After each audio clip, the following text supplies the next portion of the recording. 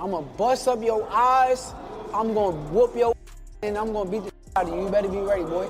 I know there's gonna be some doubt with people and fans when I go fight this guy. It's gonna be people that really believe that this guy's gonna beat me. I'm not on the level that I think I am and I say I am, so I made this fight for that reason. That was my competitive edge kind of kicked in when I wanted to make this fight. That was 9 rounds of sparring. I ain't gonna tell y'all the minutes, but yeah, I'm preparing to my fullest. Putting in a lot of work and getting ready. He got a lot of weaknesses though. He's a very good fighter, but I do see a lot of weaknesses. He's not gonna correct them overnight. It's gonna be the same Teo that we done seen 1,000 times before. He's gonna come out there trying to perform highly, and I'm gonna take advantage of it. But as far as the weaknesses, I'm gonna keep them to myself. Shakur Stevenson has unveiled possibly the most rigorous training plan in contemporary boxing, and his remarks on this impending bout imply he's spotted an aspect of Teofimo Lopez no one else has yet noticed. Pressure stuff don't mean nothing. As long as I'm like locked in and I'm focused on what I'm supposed to be doing, nothing else matters around me. That 4-weight world champion, it means everything to me. That's me separating myself. A lot of these guys that they claim is the guys nowadays, none of them can say that they are a 4-weight world champion. Madoff has been pushing through 9-round sparring sessions in single days, directly followed by heavy bag work, mid-combinations, and grueling 5-mile runs that drive him past what most athletes would call their breaking point. Though his muscles cry out for relief and his entire body pleads for rest, Stevenson keeps pressing forward with an indomitable mindset that distinguishes champions from contenders. This, a long-held ambition since becoming professional. His ascent to the 140-pound weight class was a strategic move orchestrated precisely for this specific outcome. He desired a rival whose achievements would quiet his critics and satisfy his hunger for top-tier competition. Stevenson presents himself with the self-belief of someone who has perfected his craft to a level where it transcends sport and verges on performance art. He truly thinks that all who observe him perform in the ring will instantly perceive they are seeing expertise unfold. Securing a 4th global championship in various divisions would solidify his standing among this era's top pugilists beyond any possible dispute. We added trying a few new little things, you know what I'm saying? But other than that, it's basically the same thing we've been doing. We changed the strategy, but no camp is never exactly the same. So yeah, it's just like always. Like we may try a little bit of this, a little bit of that, but it's mainly the same things. Regarding his impending opponent, Stevenson acknowledges the formidable track record, but insists he has pinpointed numerous frailties that are impossible to rectify in the short span leading up to the bout. He holds these findings in confidence, choosing not to disclose his strategic assets to the populace or his rival's camp. Nevertheless, he intends to exploit each identified flaw relentlessly across the full 12 rounds if needed. A specific advantage that enthuses Stevenson centers on his opponent's clear misjudgment regarding quickness. The circumstance that his rival seems to undervalue exactly how swift Stevenson truly is gives him a mental edge before the opening bell sounds. Stevenson holds that sustaining an unyielding rhythm will progressively diminish his rival's stamina, while his protective stance poses unmanageable difficulties which accumulate steadily each round. That gotta happen. I'm in a great training camp. I'm in a great situation. I'm pushing my body to new limitations. Even through the pain and the body being torn down, I'm still like, no, we're gonna do this, we're gonna do that, and I'm still pushing my body to higher limits. So everything is happening and everything is playing its course. There's nothing that's gonna change from now to then besides me just getting better and better at my craft. His training for this specific contest goes beyond anything Stevenson has undertaken before. Although his core training principles are constant, he has incorporated fresh tactical elements and slight alterations designed solely for this confrontation. The intense demands would ruin weaker combatants, but Stevenson flourishes by pushing past regular boundaries. His dedication reaches past individual fame towards something of greater impact for his community. Representing his birthplace means everything to Stevenson, for he comprehends that young individuals from similar backgrounds observe his journey and dare to envision their own prospects. By attaining his ambitions at the highest echelon, he offers tangible proof that resolve can conquer any hurdle irrespective of where one begins. This component of his heritage inspires him just as much as any championship title ever could. He stays intently concentrated on constant betterment and complete commitment to his duties until the time comes to display all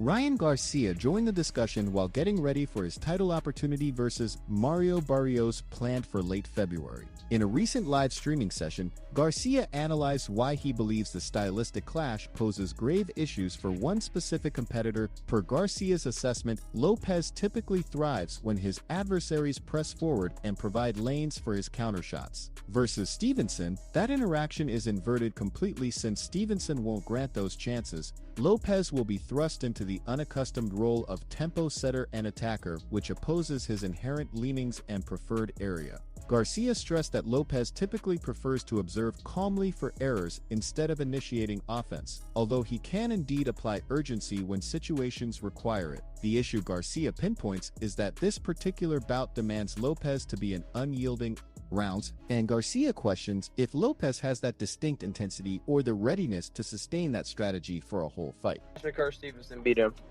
You got Shakur? You don't think Teo's gonna win? Nah, bro. Nah. Damn, bro, I'm not gonna lie. I got crazy. Teo too, bro.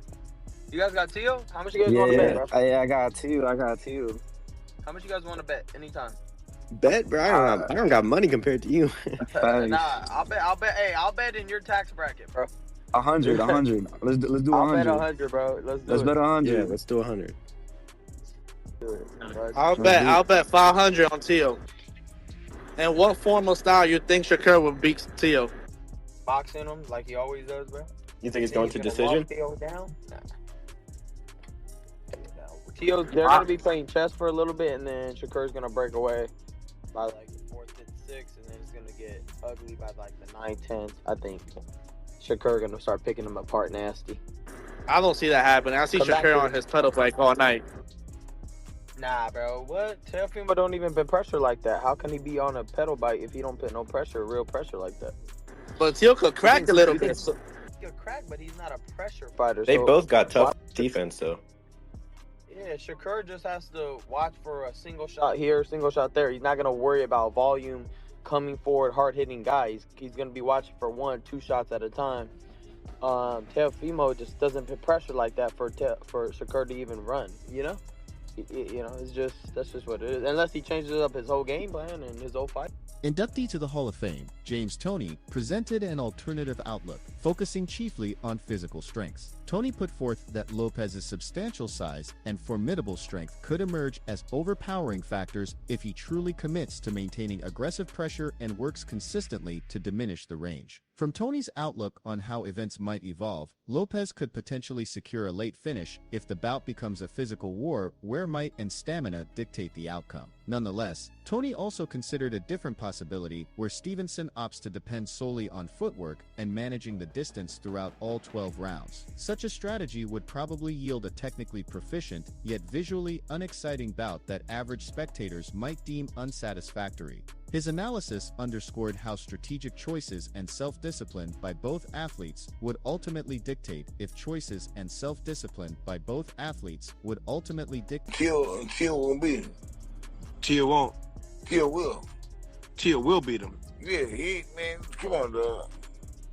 Dude has been kissing around on news they saying I never had no footwork. My footwork, I've learned more than you ever learned, dog. I forgot more than you ever learned. You know what I'm saying? Man, see, I'm not gonna get into this childish shit today. So I don't want to talk about a little clown. Bro, I didn't know that he was. Look, I made a sit by him one time. Don't fuck with him when he said he gonna fight Tank. And I guess he got member guys said Tank will win because Tank is stronger and maybe faster than he is. And he all been hot in his panties, and it is what it is. So I'm just saying, dog, watch your mouth with me, dog. I can play. Champion Zab Judah showed great excitement while voicing his backing for Stevenson's prospects. Judah conveyed absolute certainty that Stevenson's defensive mastery and flawless timing would nullify any offense Lopez tries to mount. He envisioned Stevenson truly functioning on a higher plane of being than typical fighters, an individual who governs each skirmish while leaving adversaries hitting its shadows. Judah highlighted the progress Stevenson experienced while training alongside Terence Crawford as proof of his transformation into an elite talent. In Judah's estimation, Stevenson and Crawford embody a new breed of cerebral fighters who achieve extraordinary things through intellect and skill rather than merely physical attributes. He sees this match as Stevenson's chance to demonstrate his dominance in a new division and further his rise toward becoming among boxing's biggest stars. I said this before. I said it a long time ago with Teo and when they was making the match before. Teo's a good fighter, but this type of style, you're gonna break him up. You're gonna break him up. You can't beat what you can't hit. You can't. This shit is impossible. That boy ain't nothing to f around with. Right. Poor boy, he's selling out of the Matrix Part 3. You know what I'm saying? I'm just saying. He you know what I'm saying? He pulling shit away and hit you with, come on. I'm loving him. He's dope. I mean, I always spoke highly of him. Always. Mm-hmm. From Newark, I've been knowing him from a kid. I've been hearing about him, I know his granddaddy. I know him. They solid people. Solid. You know what I mean? He perfects his skill, perfects his craft. He come from good stock. What can I say, man? The boy is, he don't got no kind of mental issues where he go in and out and shit. You know what I'm saying? Like, he right there. He on you. He on breakdown destruction mode. Coach Robert Garcia found himself in a difficult predicament when assessing this contest due to his personal connections. Garcia holds deep fondness for Lopez and his father, which generates an emotional partiality toward wanting Lopez to claim victory. Notwithstanding these emotions, Garcia's expert evaluation compelled him to concede that Stevenson appears the more technically skilled boxer of the pair. He commended Lopez's fighting spirit and resilience, but could not quite bring himself to select Lopez purely on technical merit. Garcia's review highlighted the inner struggle between his heart rooting for Lopez and his mind acknowledging Stevenson's technical superiority. His insights revealed how personal ties can complicate impartial analysis even for esteemed trainers understanding the sport's highest level. It's a bad fight. I can't wait for it to happen, but I can't pick a winner. You can't pick, so you're going to be a fan for that one? I'm going to be a fan for that one. I can't pick a winner. But that's a big fight. Deep inside, I would love to see Teofimo pull it out. Who does Pita have? I don't know. You gotta ask. He's right behind you. Pita, who wins? Pita. Teofimo or Shakur? Why? Why? Your son has Shakur. You love Shakur? Yeah, but I like it. It's a good fight. Yeah, it's not an easy fight. And Teo always steps up for the big fights. Teo steps up. And Shakur's a 3-division champ, so. Davis offered one of the most compelling forecasts given his close bond with Stevenson and his position on the undercard. Davis expects Stevenson to control the initial rounds, employing his advanced boxing fundamentals and precise technical skill. Yet, he anticipates a change in momentum as Lopez progressively heightens his aggression and starts utilizing his physical assets. This outlook implies Davis holds concerns that Lopez's raw combat ability and readiness for tough battles could ultimately overpower Stevenson's superior technique.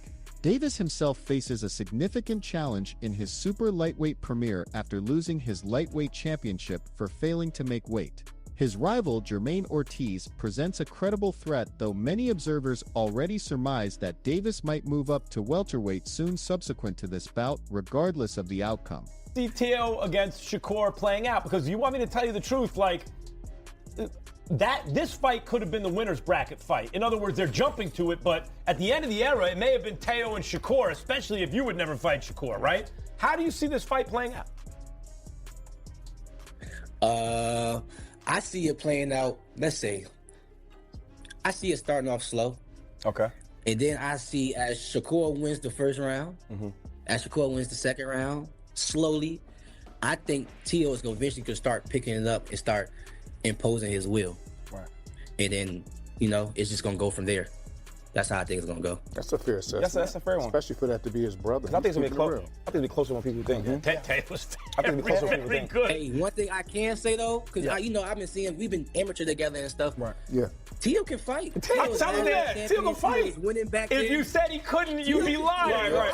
That's a real assessment, though. I think Shakur still wins, but it'll be closer than what people think. Teo is nice. a lot, man, no doubt. Mosley offered the viewpoint of one who dominated both the lightweight and super lightweight divisions throughout his storied career. The Hall of Famer examined the tactical mind game set to define this contest. Mosley conceded Stevenson's exceptional tactical skills, but Stevenson has not yet met challenges of this specific caliber.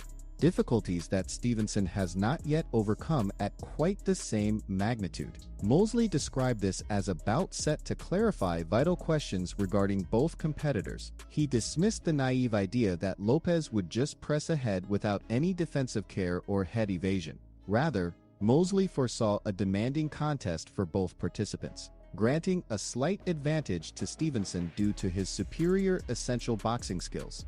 It's a really great fight. Series that you want to check out. They really showcase the mentality and just unprecedented access.